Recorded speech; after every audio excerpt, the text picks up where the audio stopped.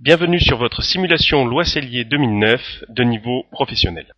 Pour obtenir ce rapport de 8 pages gratuitement, il vous suffit de remplir le formulaire ci-dessous. Après avoir rempli un questionnaire en moins de 5 minutes, nous vous renverrons sous moins de 24 heures le dossier ci-dessous que nous allons vous expliquer dans tous les détails. Ce rapport de simulation en loi Cellier 2009 est composé de 8 pages. La première page reprend les éléments issus de votre questionnaire, notamment vos revenus et les données familiales de votre foyer. La deuxième et la troisième page résument l'ensemble des paramètres de votre investissement optimum. La quatrième et la cinquième page de votre rapport permettent de mesurer une analyse du rendement et du risque de votre investissement en extrapolant différents scénarios favorables et défavorables en fonction du marché. La sixième page est le tableau de bord de votre opération. Il reprend l'ensemble des données synthétiques de votre investissement en loi Cellier 2009. La page 7 résume l'ensemble des flux financiers de votre opération sur les 25 premières années de votre investissement.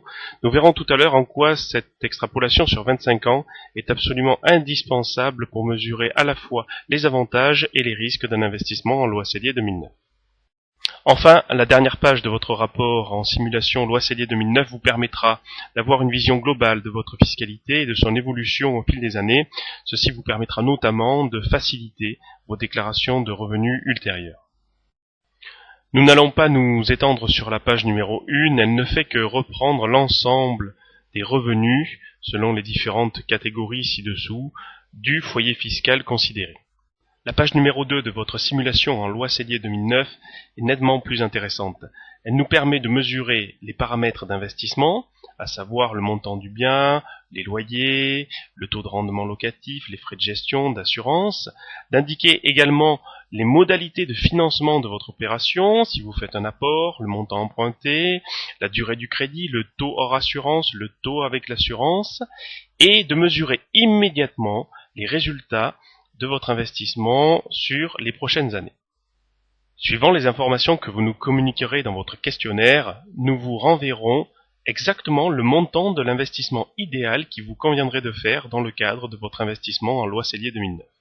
Le résultat de votre investissement idéal vous sera communiqué sous forme de 8 critères. Tout d'abord, l'épargne mensuelle moyenne sur 12 ans que vous devrez consentir pour réaliser cette opération afin de compenser d'une part les entrées en loyer et d'autre part le remboursement de votre emprunt. Nous vous indiquerons également le gain que vous êtes à même de réaliser au bout de 12 ans si vous décidez de revendre votre bien.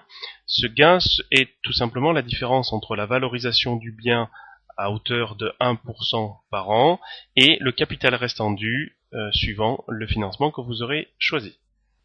On en déduira tout simplement le taux de rendement interne de votre opération sur 12 ans, à savoir le rendement financier de l'épargne mensuelle que vous aurez investi pendant 12 ans, compte tenu du résultat et du gain notamment à la revente. Ce résultat, ce rendement, est à comparer à un rendement de type assurance vie ou en tout autre placement sur livret afin de mesurer la rentabilité de votre investissement en loi Cellier 2009. Nous vous indiquerons ensuite 4 éléments liés à votre fiscalité. Tout d'abord, la réduction moyenne d'impôt que vous êtes en droit d'attendre en moyenne sur les 12 années de votre investissement. Bien entendu, l'impôt qui vous restera à payer compte tenu de votre réduction d'impôt. Le montant total de votre réduction d'impôt sur les 12 premières années de votre investissement. Et puis, l'économie en CSG, CRDS que vous êtes également en droit de réaliser compte tenu de votre investissement. Enfin, le dernier paramètre est l'endettement de votre montage. Il correspond tout simplement au différentiel entre le loyer qui va être généré par votre opération et le montant de l'emprunt qui correspondra également au financement de votre opération.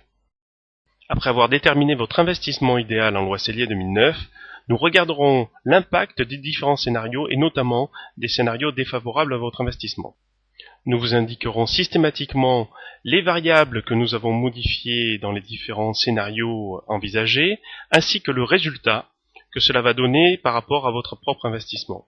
Il vous est notamment conseillé de comparer les différents taux de rendement annuels des différents scénarios envisagés. Vous aurez ainsi une idée très claire du rendement maximal que vous pouvez attendre de votre investissement en loi Cellier 2009 et surtout du rendement minimal en dessous duquel il est absolument indispensable de ne pas investir.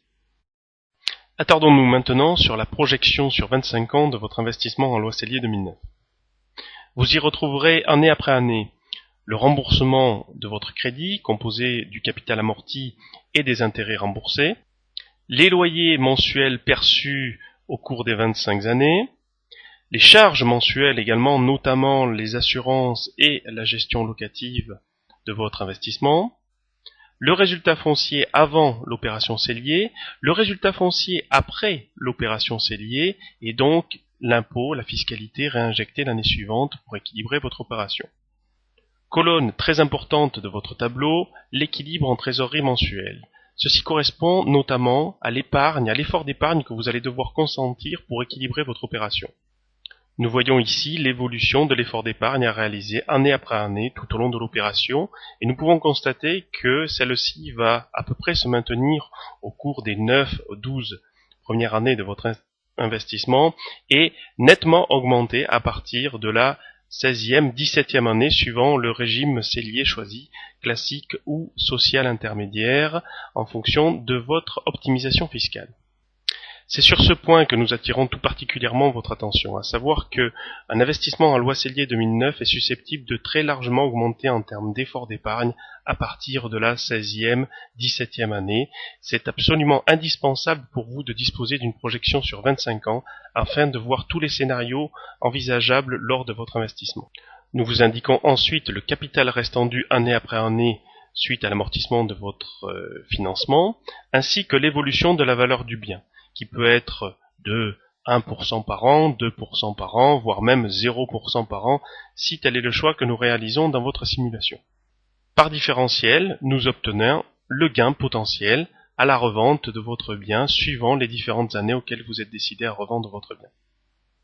La dernière colonne indique enfin l'épargne totale que vous aurez investie dans votre opération si vous cédez votre bien aux différentes années qui sont indiquées ci-dessous.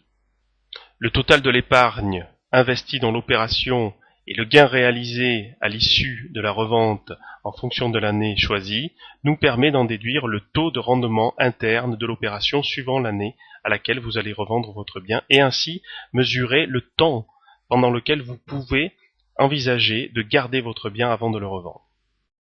Voilà, vous savez tout sur notre rapport en simulation loi Cellier 2009 de niveau professionnel. Il vous reste plus, si vous le désirez, qu'à remplir le formulaire ci-dessous.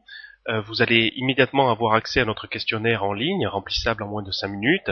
Et sous 24 heures, nous vous renverrons votre propre rapport de simulation en loi Cellier 2009, personnalisé avec votre investissement optimal, une analyse de risque, une analyse de rendement, votre projection sur 25 ans, ce qui vous permettra, je l'espère, de réaliser le meilleur investissement en loi Cellier 2009.